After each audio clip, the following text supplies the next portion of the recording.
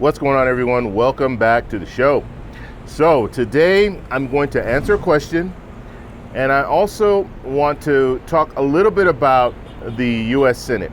Okay, so we have some Senate races. I'm going to start talking more about what's going on in these Senate races, and I'm going to start that video tomorrow. But I am going to also talk a little bit about just what we're looking at when it comes to the Senate, and if the Senate goes to Republicans, how that might affect things in the future. So that's what we're going to talk about in this video. But first off, on this channel, we talk about money and the financial struggles that Americans are facing today. If that sounds like something interesting to you, please subscribe to the channel and hit that little bell notification. That way you get notified anytime we put out a video. And like always, if you see my name and a picture of me in the comment section, make sure you see a check mark next to my name. That check mark signifies that it's me. If you do not see that check mark, it's not me. It's someone trying to impersonate me. Okay, so first off, I just want to show you guys this. I think this is pretty amazing. This happens every Sunday. What you'll see, what you guys are looking at, you're seeing people walk up and down the street here, and they block off the street on Sunday, and it's an exercise day. So you can ride your bike, you can walk, rollerblade. There's a variety of different things that people do, but they shut the whole street down. I mean, it'll probably go 2 or 3 miles down. I will get out there later today, so if you guys want to know, I'm shooting this video, so I can't be out there right this minute, but I'm going to eat breakfast, and then I'm going to get out there and walk a little bit. I just want to see, actually, I want to see how far it goes, so we'll walk a little bit. Okay, so let's get to this question. Now, someone asked me this, and I don't know if they watch my channel on a regular basis, but if they did, they would know kind of what I'm doing right now. But the question went a little bit like, why am I talking about things that are going on in the US when I'm living in Colombia? And if they didn't know, you'll know now, hopefully, if you watch this video. But I don't live here full time. I am on a long vacation. That's what I call it. So I'll be here for another month, and then I'll be returning home. And I live in the US. Okay, so I am concerned with what's going on in the U.S. I have a house in the U.S. I have family in the U.S. So there is, I do have that concern, obviously, and I am affected. I pay taxes and all that in the U.S. So that's why I still talk about what's going on in the U.S. But I also like to share with you guys stuff that's going on in other countries, because I think it's very important for us to not only just look at what's going on in the U.S., but to also look at what's going on in other countries. And the reason for that is you have a lot of people who are struggling right now in the US with inflation, with all the different things that are going on. And you might want to take a long vacation, like I'm talking about. Take a long vacation, go somewhere else, kind of recharge, and then also save money while you're doing that. And so that's the reason that I'm talking about Colombia. I'm here in Colombia. I'm telling you guys how much things cost. I'm telling you how close it is to the U.S. It's very, very similar in a lot of ways. It is a part of the Americas. It's South America, and so things they're not that much different, other than the language. If you go to a grocery store, you're going to be able to get the same items for the most part. There are a lot of little things that kind of bug me that they don't have here. But it's nothing that I can't live without. So just knowing that, you can kind of prepare for that if you're coming for a long trip, and that's what I usually do. But when it comes down to it, this city but when it comes down to it, this country is pretty similar to what's going on in the U.S. And so I always push that. If you have somewhere that you've always wanted to visit, or it might be somewhere where you want to live, or you think you might want to live, go out there, spend a couple months out there and see how it is. And so I always push this on the channel when it comes to other countries, and I show you guys video clips of people living in other countries full-time, people on Social Security. A lot of these people are receiving like $1,600 a month, and they're able to live a good life in another country.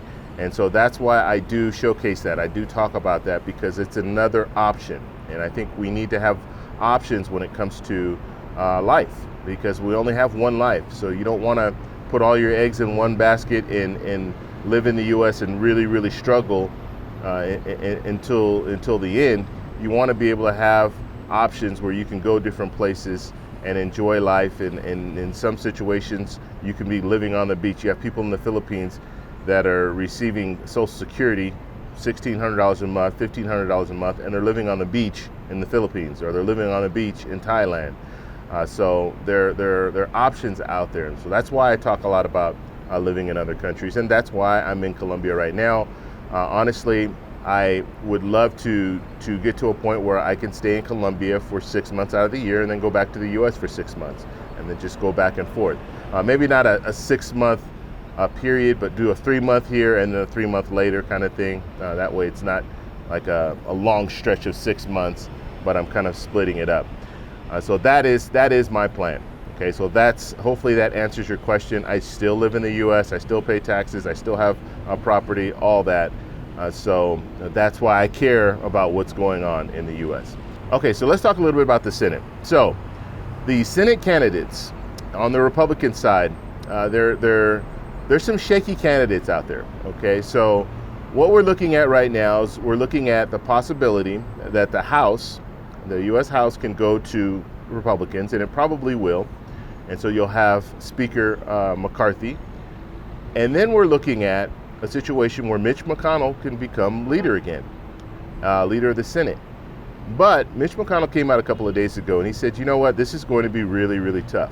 We have some candidates, he didn't say this, but the reality is you have some candidates that on the Senate side that are shaky. They're very shaky, they're not strong candidates. I'm gonna be talking about one of the candidates tomorrow, and I'm going to talk mainly about Social Security, because this candidate has an idea for Social Security, and it's probably not something that most people want to hear. And so when it comes to the Senate, there's some real challenges in front of the Republicans. And if the Democrats are able to hold out and be able to maintain control of the Senate, that goes a long way, because the House, you can put together some bills that are bipartisan in the House, but it's very hard in the Senate, because in the Senate you need 60 votes. Okay, you need that super majority vote, and it's hard to get. You guys have seen this in the last couple of years. It's very hard to get 60 votes in the Senate. So if you are able to have the Democrats control the Senate, at least they can do reconciliation bill. If they have an opportunity, they can do reconciliation bill and still potentially get something through the House. So it has to go through both chambers, so it'll have to go through the Senate and the House. So what I'm saying is, if you have a bill that's kind of on the fence, it's kind of a shaky bill, I guess you can call it, kind of like the infrastructure bill, that first infrastructure bill. They were able to get that through, and they didn't have a problem getting it through the House, but the Senate, that was the challenge. And so we're looking at a situation where things can still get done if the Democrats are still controlling the Senate. But if the Democrats don't control the Senate and they don't control the House, then I can't see a possibility of anything getting done in the next 2 years. So we're going to start following these races, and I'll put that video out tomorrow where I'm talking about this Senate candidate in Arizona, and then we'll move forward from there. If you guys have questions, if you guys have requests, if you guys want me to talk about a certain Senate candidate, let me know. Let me know in the comment section below, and we'll do follow-up videos. There are plenty of candidates out there. I like to focus on the Senate mainly because the House is a little different. And the reality is every congressperson in the House is running, so there are a lot of different races going on. But when it comes to the Senate, you have certain candidates running. It's only a third of the Senate that's up. And so that means that you have less candidates to focus on. And so I'm going to start with the Senate, and then we'll go into some of the House races as well.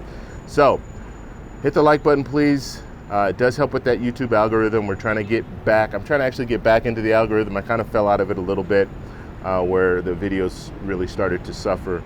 So if you guys can do me that favor, hit the like button. I appreciate it. Subscribe to the channel. If you're not subscribed and you watch my content, subscribe to the channel. It does help out. And hit the little bell notification. That way you'll get notified. And so that's all I have for you guys today. I'll talk to you guys in the next one. Bye.